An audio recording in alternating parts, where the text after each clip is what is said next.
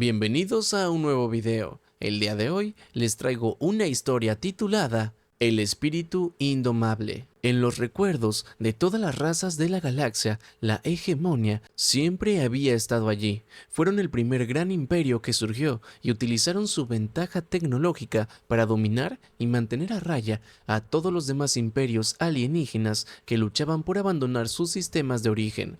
Las conquistas siempre fueron rápidas y brutales. La mayoría se convirtieron en siervos al servicio de sus amos, en la hegemonia, y otras razas fueron consideradas no aptas para servir y fueron eliminadas. Sus mundos fueron repoblados con razas que eran utilizados como siervos. Los que fueron eliminados no fueron considerados no aptos para servir porque fueran rebeldes o peligrosos. Fueron considerados no aptos por una razón: eran feos, y solo aquellos que la hegemonia consideraba estéticamente agradables podían servirles. La raza del hombre, o la humanidad como a menudo se llamaban a sí mismos, no era una raza de las inferiores feas. De hecho, a menudo se los citaba como alguno de los senos más agradables de contemplar para la hegemonia.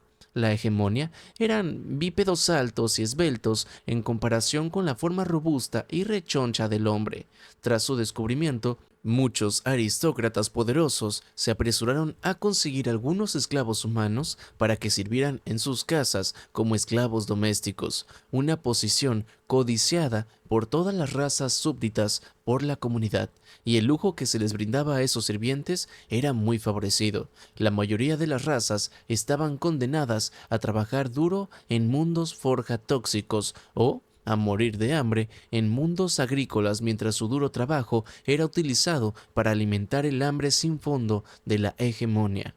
Para muchos fue una sorpresa que la humanidad rechazara el cómodo y lujoso yugo de la servidumbre doméstica y optara por rebelarse.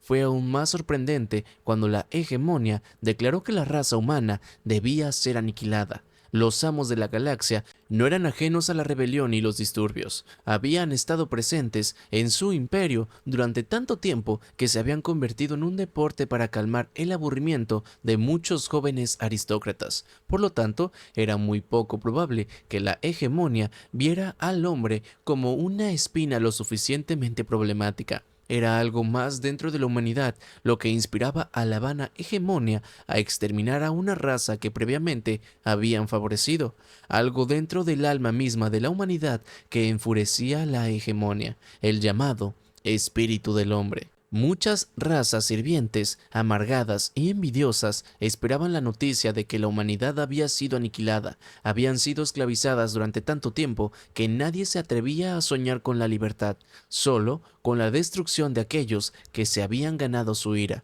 Pero la noticia nunca llegó. Pasaron los años y cada año se veía un aumento en el trabajo y los esfuerzos a medida que la máquina de guerra de la hegemonia arrojaba más y más armas. Se formaban flotas y nunca más se les volvía a ver. Jóvenes vástagos aristócratas se iban a la guerra y nunca volvían a casa, y pronto, en los callejones y sótanos, comenzaron a extenderse rumores de victorias humanas. De alguna manera, la humanidad estaba haciendo retroceder a la hegemonia, y pronto cayeron los primeros mundos de esclavos. El fuego se extendió por el cielo de Gartu mientras las flotas de la hegemonia bombardeaban su propio mundo de esclavos para evitar que cayera en manos de la humanidad.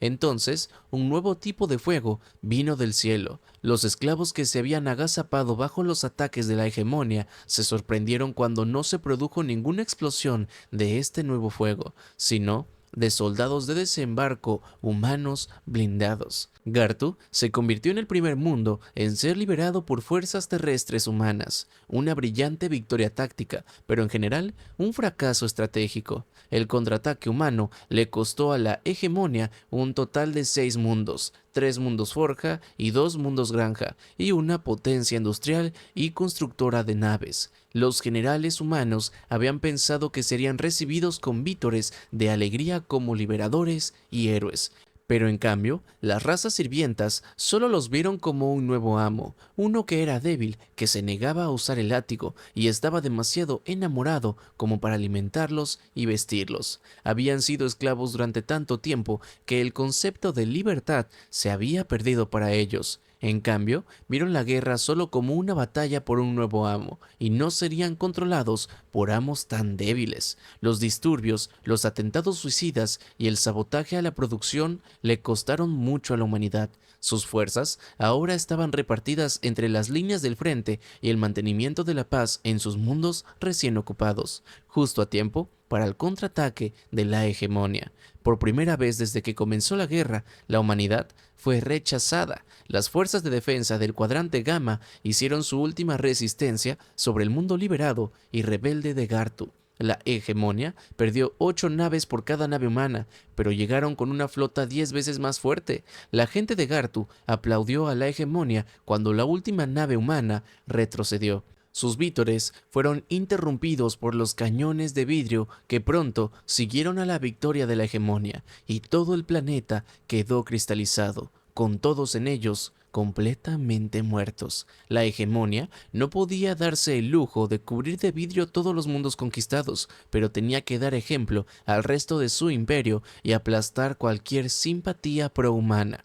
Durante los años siguientes, los humanos atrincheraron sus defensas en el mundo liberado y trataron de desangrar lentamente a la enorme bestia que era la contraofensiva de la hegemonía.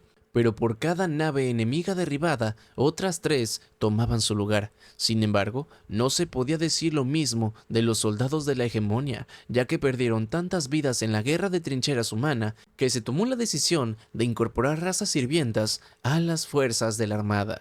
El siguiente mundo en caer fue Boron. Las cargas hegemónicas de esclavos desarmados y mal entrenados abrumaron las trincheras humanas, y ninguna cantidad de dardos podía reducir la horda de razas sirvientes que no dejaban de llegar.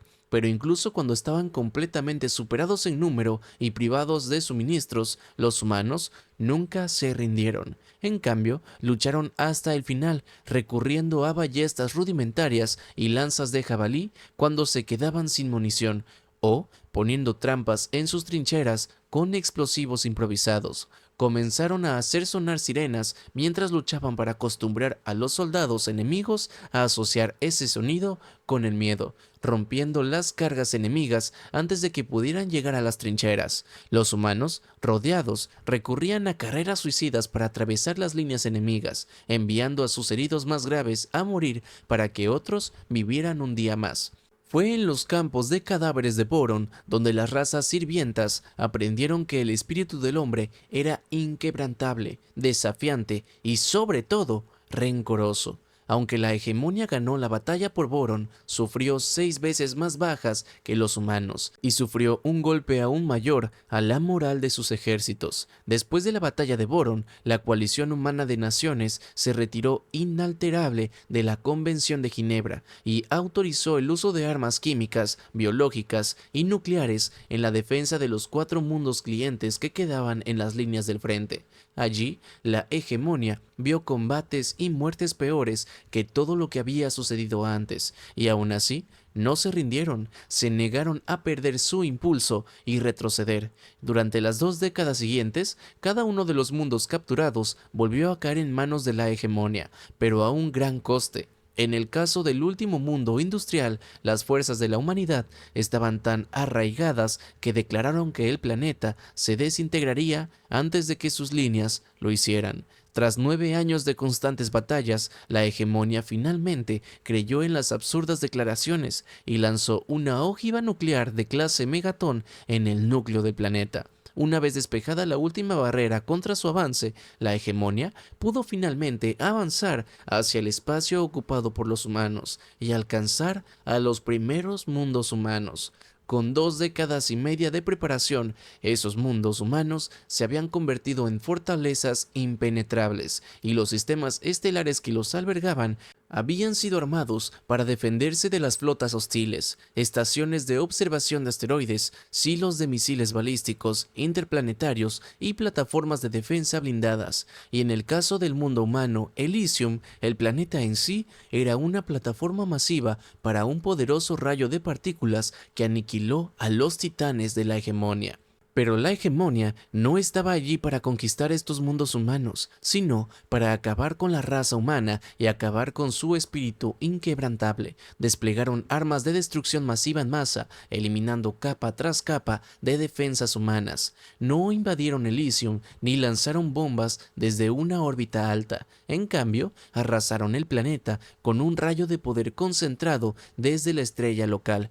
Fue el primer mundo humano en caer. El primero de muchos. Las defensas se adaptaron para manejar las nuevas tácticas de la hegemonía, pero todo lo que hicieron fue retrasar la inminente fatalidad.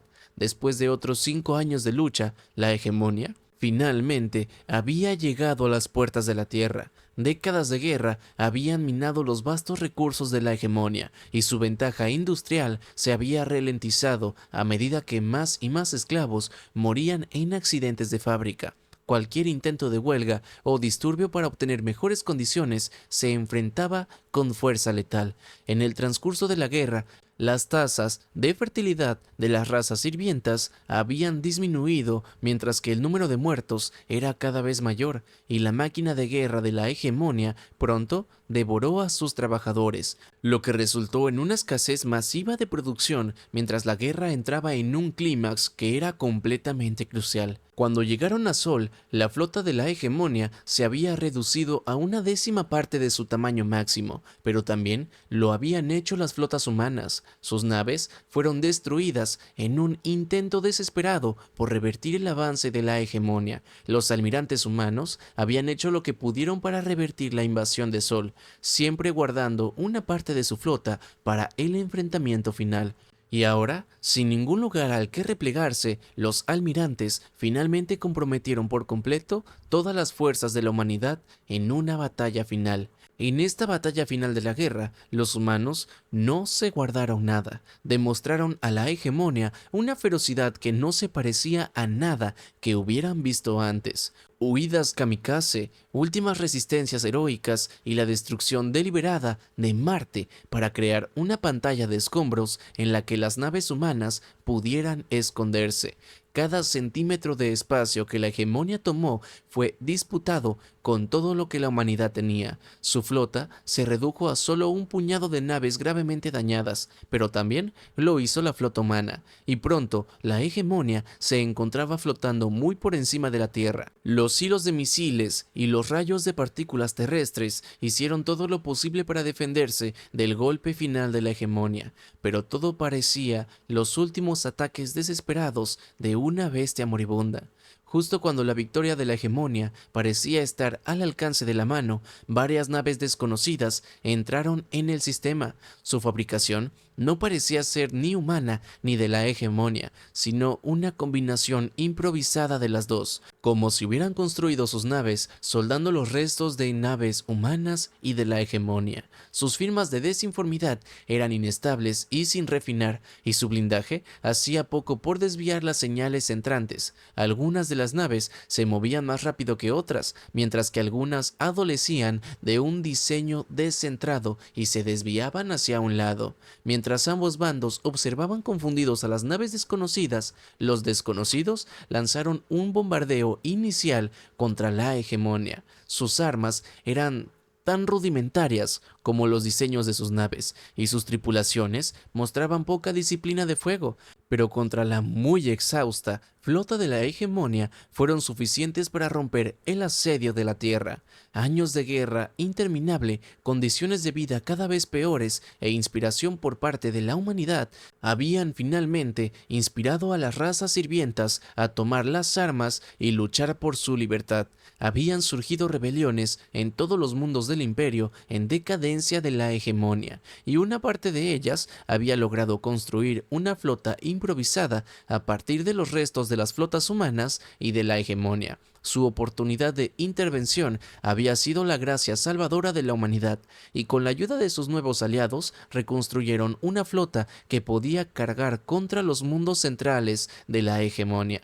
En las décadas que la humanidad tuvo que fortificar sus mundos, habían creado poderosas fortalezas para contener al enemigo, pero en los pocos años que le tomó a la humanidad rearmarse, la hegemonia no había creado algo tan formidable como la humanidad. No estaban preparados para que la coalición de razas humanas y esclavas se rearmara y tomara represalias tan pronto después de la devastadora pérdida sobre la Tierra, por lo que habían tratado de construir otra flota para asediar la Tierra una vez más. La introducción de métodos industriales humanos en antiguos mundos sirvientes había resultado en duplicar sus números de producción de antes de la guerra. Las forjas de automóviles, las impresoras 3D y la estratificación avanzada de aleaciones a nivel atómico habían dado a la coalición la ventaja industrial, y los campos de entrenamiento humano habían convertido a la milicia desorganizada en soldados y marines bien entrenados. Las invasiones simultáneas de la coalición a muchos mundos centrales de la hegemonia pusieron el clavo final en el imperio de la hegemonia, ya que sus fuerzas terrestres no estaban preparadas para luchar una guerra defensiva en sus propios mundos, y en lugar de luchar hasta el último hombre como los humanos, la hegemonia se había rendido tan pronto como quedó claro que la victoria sería imposible. Con la caída de la mitad de sus mundos centrales, la hegemonia se rindió incondicionalmente. Muchos miembros de la coalición querían castigar y subyugar a la hegemonia, tal como lo habían hecho sus antepasados, pero en lugar de eso, los guardianes de la paz humanos intervinieron y tomaron el control total de la situación. Establecieron tribunales para comenzar a juzgar al mando militar y a la aristocracia de la hegemonia por crímenes de guerra, y dictaron sentencias de muerte a miles de personas, pero protegieron a los civiles de cualquier represalia, protegieron a la población de la hegemonia en general de cualquier represalia, y en cambio compitieron por una política de misericordia y rehabilitación. Muchos miembros de la coalición se quejaron y algunos cortaron directamente todo contacto con la humanidad, por lo que calificaron como la mayor injusticia de la galaxia. Pero incluso después de haber sido llevada casi a la aniquilación, la humanidad seguía siendo la mayor potencia militar de la galaxia, por lo que poco podían hacer para interferir. Fue una decisión que confundió profundamente a muchos. Si alguien tenía derecho a castigar a la hegemonia derrotada, esa era la humanidad, y sin embargo parecían haberse olvidado por completo de todo el sufrimiento que la hegemonia causó durante la guerra.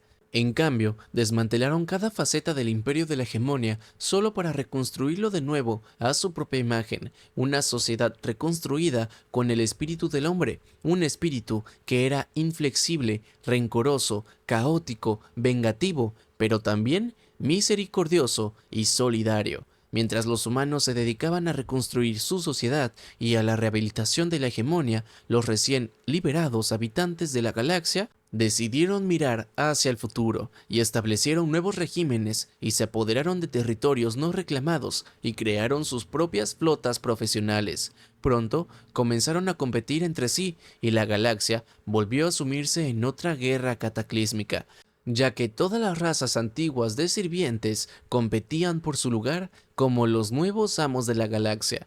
Y cuando la guerra se extendió al espacio humano, los que antes se conocían como la hegemonia se pusieron del lado de la humanidad.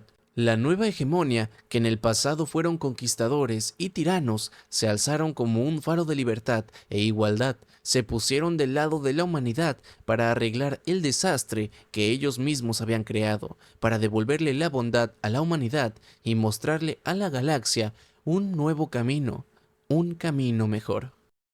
Muchas gracias a todos los renacuajos por formar parte de esta familia. Me ayudan a seguirles trayendo más contenido prácticamente todos los días. Si tú también quieres volverte un renacuajo, no dudes en volverte miembro del canal. Te dejo el enlace en la descripción. Como mención honorífica, le damos la bienvenida a Diego Armando y a Chua Wandigo. por volverse parte de esta familia de renacuajos.